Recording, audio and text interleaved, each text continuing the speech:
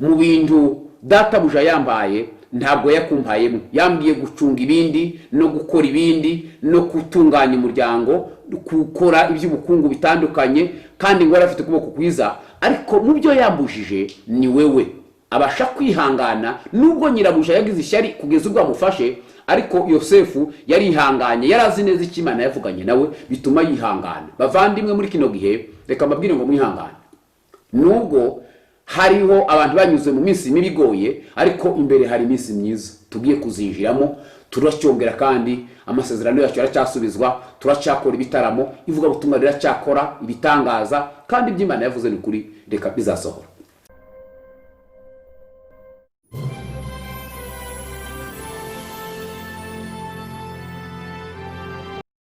Cyane nitwa Pastor Sebatunzi Mobile, umupastor mu itorero ry'ivugabutumwa ry'inshuti mu Rwanda, cyangwa se Église des Amis.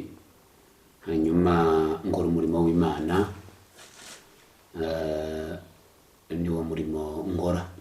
Hanyuma rero twaba twashuje bavandimwe bene data bakurikirana televiziyo iyogezabutumwa TV, bari ku migabane itandukanye, bari mu Rwanda no mu bindi bihugu. Tubahaye ikaze mu ijambo ry'Imana. Reka dufate umwanya wo gusenga, hanyuma tuze kuganira ijambo ry'Imana. Nyagasani Imana yacu ushobora byose, ntabwo ishobora kurogoya umugambi wawe. Umugambi wawe ni mwiza ku buzima bwacu, umugambi wawe ni mwiza ku itorero, umugambi wawe ni mwiza ku gihugu. Niyo mpamvu natwe nk'abakozi bawe tuje imbere y'amaso yawe ngo tukuramye, tugushime, tuguhimbaze. Iki gitondo cy'uyu munsi wa none, reka kibe igitondo cy'umugisha ku muntu wese, reka kibe igitondo cy'umugisha n'ibisubizo bivuye kuri wewe bigaragare kuri buri wese. Mwami Data wa twese uri mu ijuru, hirya no hino barateranye, hirya no hino bari kukuramya, reka ugaragare kandi utanga ibisubizo. Ariko cyane cyane reka dukomeze ino nzira y'agakiza izarushaho kutugeza mu bwami bwo mu ijuru, kugira ngo tuzaraga ubugingo buhoraho iteka ryose.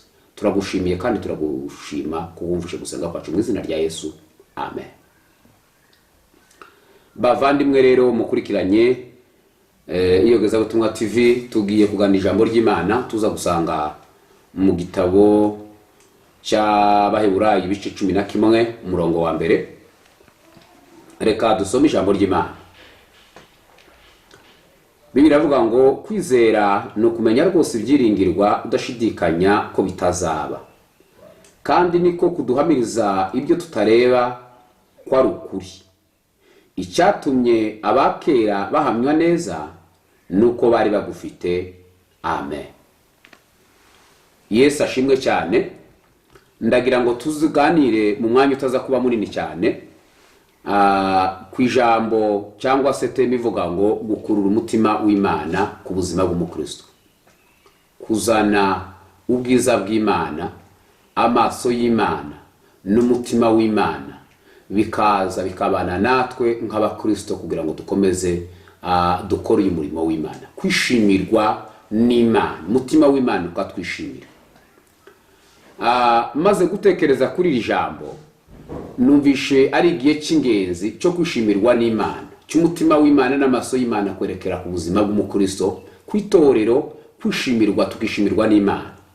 Niyo mpamvu rero tuza kuvuga ibintu bigera kuri 5 bituma umutima w'Imana n'amaso y'Imana atwishimira muri uru rugendo dukomeje rw'ivuga butumwa, ndetse kandi no gukomeza bagenzi bacu bakomeje uyu murimo n'abatarizera, kugira ngo babashe kwizera, kugira ngo dufatanye uyu murimo mwiza wo gukorera Imana. Bavandimwe rero, hari ibintu bigera kuri 5 tuza kuvuga bikurura umutima w'Imana ku buzima bw'umukristo, kugira ngo turusheho gusubizwa intege mu Imana, kugira ngo turusheho gukora umurimo w'Imana. Reka tuvuge kuri bino bintu bikeya. Ikintu cya mbere gikurura amaso y'Imana n'ubuzima bw'Imana mu buzima bwacu tukishimirwa n'Imana ni ukwizera imbaraga z'Imana. Yesu ashimwe cyane. Kwizera imbaraga z'Imana. Hano mu gitabo cy'Abaheburayo Bibiliya yavuze ngo kwizera ni ukumenya rwose ibyiringirwa udashidikanya ko bitazaba, kandi nibyo biduhamiriza ko ibyo tutareba n'amaso ari iby'ukuri. Ntabwo twizera ibyo tureba n'amaso, ntabyo twizera ibyo tubona, ibyo dukoraho, ahubwo twizera ibitagaragara. Pawulo yaravuze ngo ibitagaragara by'Imana nizo mbaraga zayo. Rero icya mbere gikurura umutima w'Imana ni ukwizera imbaraga z'Imana. Bibiliya mu gitabo cy'Abaheburayo ibice 10:6 haravuga ngo utizera ntashobora kunezeza Imana. Bibiliya rero kavuga ngo icyatumye ngo abakera bahamywa neza ngo nuko bari bagufite. Nowa yubatse inkuge imyaka irenga 100, ariko yizera ko icyo Imana yavuze kizasohora, kandi koko kirasohora, ararindwa n'umuryango wiwe. Daniyeli yanze kwiyandurisha ibyo kurya by'ibwami, yanga no kwimika imana z'abanyamahanga, yizera imbaraga z'Imana, kandi izo mbaraga yizeye nizo zatumye abasha gutsindishiriza. Umutima w'Imana uramwishimira, ibitekerezo by'Imana, umwuka w'Imana uramwishimira, bituma aba mu gihugu cy'abanyamahanga akorera Imana. Abo buhamya kugeza n'uyu munsi twigiraho tuvuga ngo ni ukuri. Kwizera kwa Daniyeli natwe nk'itorero muri kino gihe turagukeneye. Bavandimwe rero, niyo mpamvu mu gukurura umutima w'Imana tugomba kwizera imbaraga z'Imana. Icya kabiri ni ukwiringira Imana.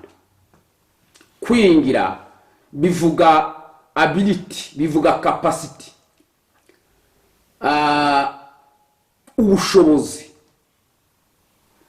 Iyo usomye neza mu gitabo cya Samweli wa mbere ibice 17 umurongo wa 45 hari aho ubona kwiringira imbaraga za Dawudi yatsindishije Goliyati.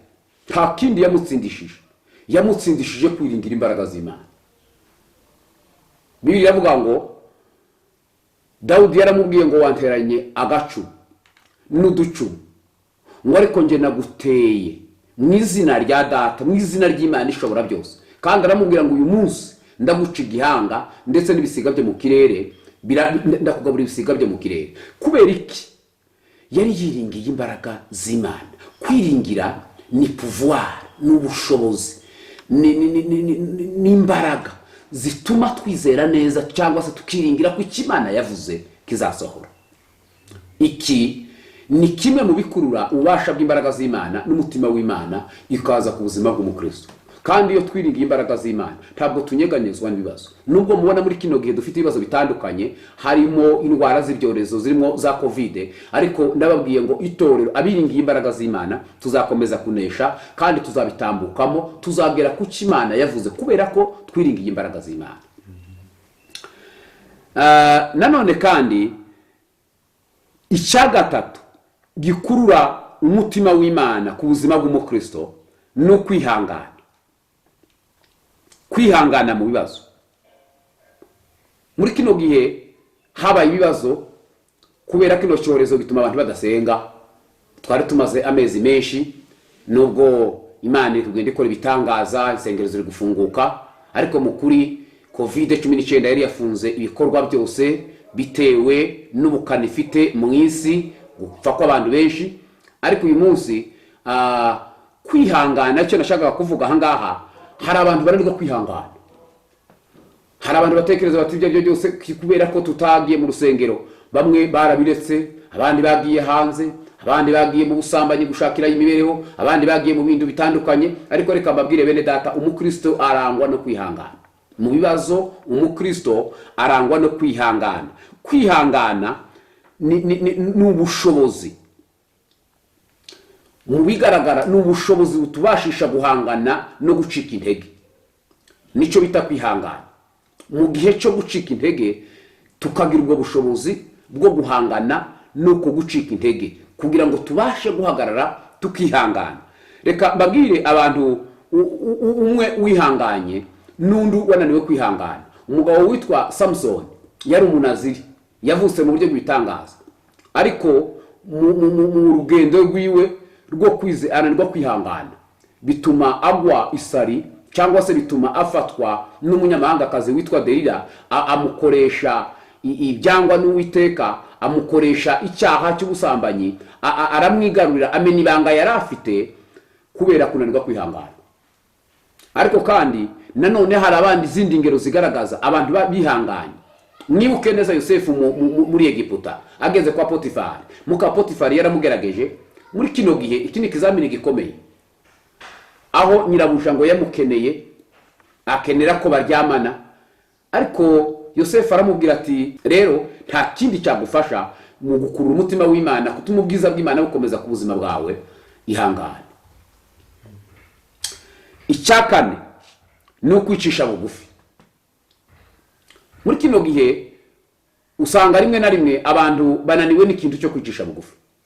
Urasanga bafite ikintu cyo kugararamba hirya no hino mu rubyiruko. Urabona harimo kutubaha, harimo kutumvira, harimo ibiyobyabwenge, harimo kutubaha ababyeyi. Ariko reka mbabwire ngo kwicisha bugufi bibanziriza kuzamuka kwawe. Bavandimwe, reka mbabwire ngo kwicisha bugufi ni imbaraga zikomeye zivana umuntu mu ciciro kimwe zikamushira mu kindi ciciro.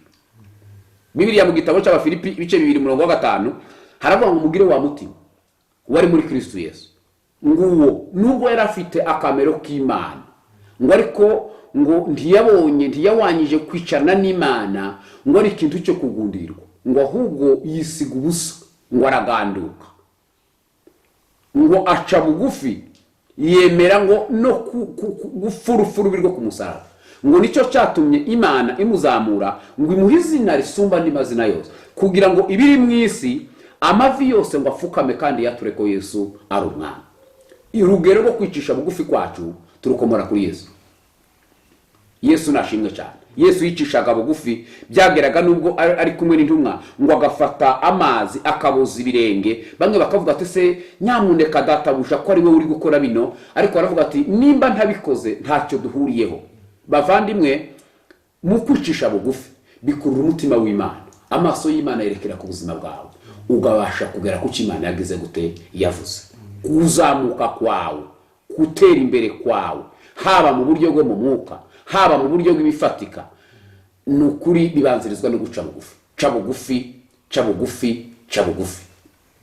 Iki ni ikintu gikomeye cyo kubasha gukurura umutima w'Imana. Reka nkubwire ko iyo udaca bugufi ucishwa bugufi.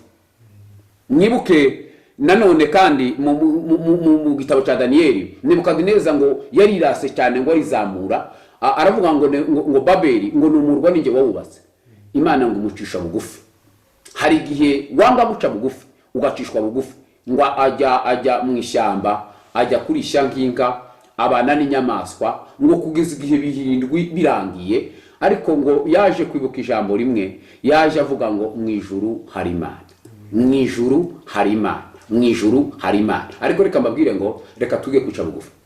Nimba dukeneye gukura umutima w'Imana, nimba dukeneye amaso y'Imana ko jyana natwe tukishimirwa n'Imana, ni muce bugufi.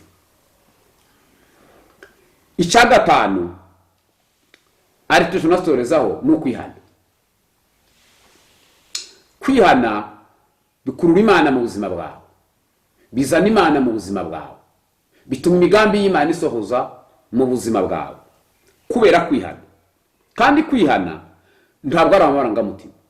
Kwihana si ukurira, kwihana si ugufasha, ariko kwihana ni uguhindukira, ni uguhindura imyumvire, ni uguhindura icyerekezo. Icyerekezo rurimo kibi ukagihindura ugafata ikindi cyerekezo. Hari abantu benshi bakuza kwitiranya kwihana akabyita bati umuntu yafashijwe, umuntu yarize, umuntu biragaragara ko hari emotion yerekanye ko aciye bugufi. Oya, kwihana ni uguhindukira, ni ugushanja position wari urimo, ukavuga ngo ibi narindimwo ndabihararutse, ndabyihanye, fasha undi murongo w'ubuzima.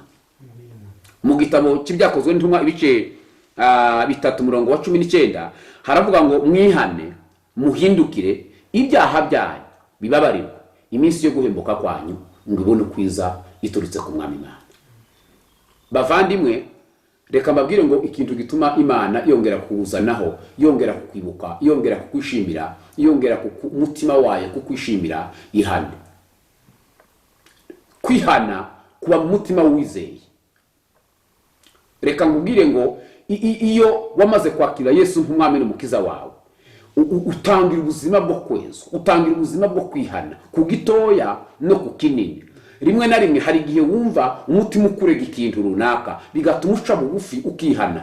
Aho niho dutandukanye n'abapagani.